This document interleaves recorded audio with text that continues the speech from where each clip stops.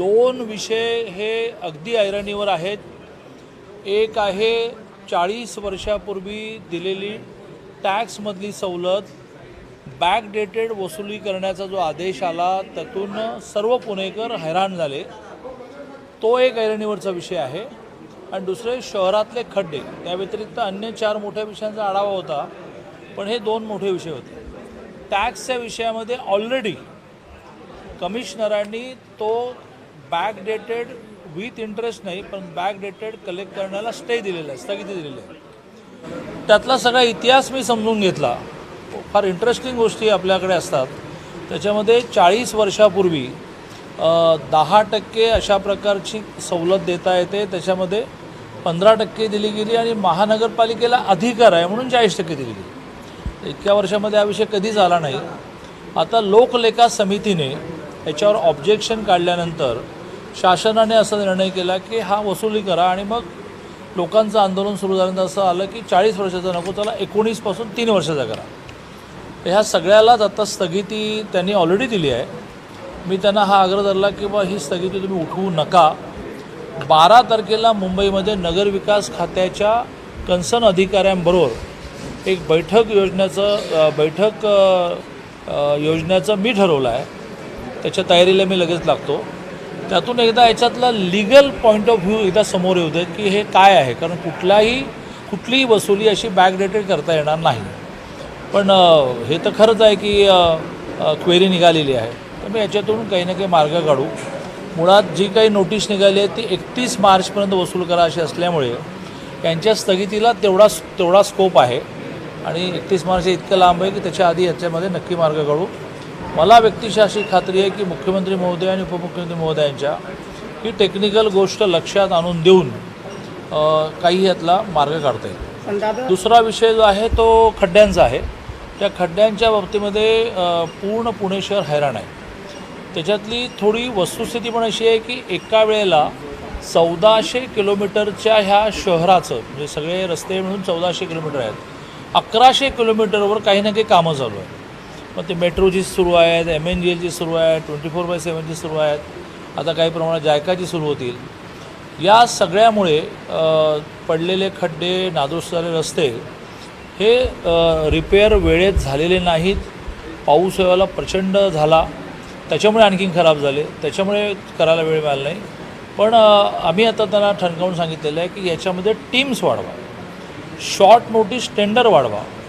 एक अतिशय practical solution मी त्यांना असं दिलेलं आहे की समजा PMRDच्या अंतर्गत जे रोड्स येत आहेत त्याचे खड्डे त्यांनी भरायचे आहेत. भरात तुम्ही महानगरपालिकेने त्यांना डेबिट नोट टाका. आणि ही डेबिट नोट ऑन रेकॉर्ड घेण्यासाठी अशा सगळ्या एजन्सीच्या हेडची कमिशनरांनी मिटिंग बोलवावी. वेळ पडली तर मी त्या मिटिंगला उपस्थित राहीन.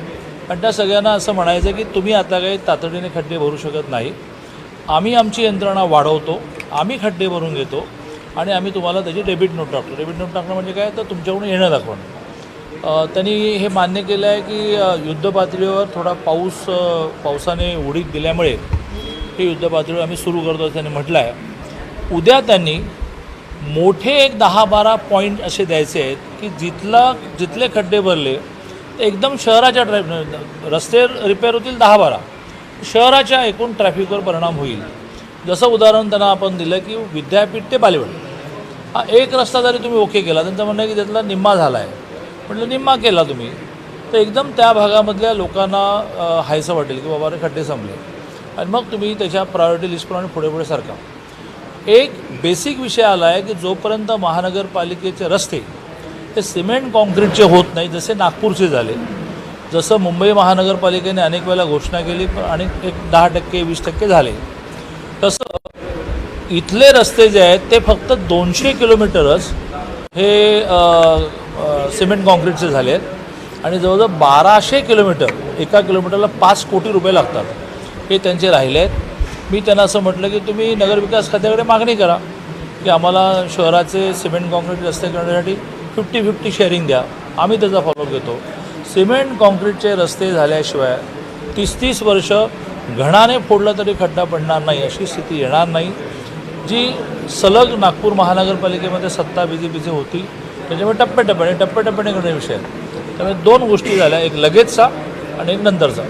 4 आढावे झाले 24/7च्या विषयामध्ये.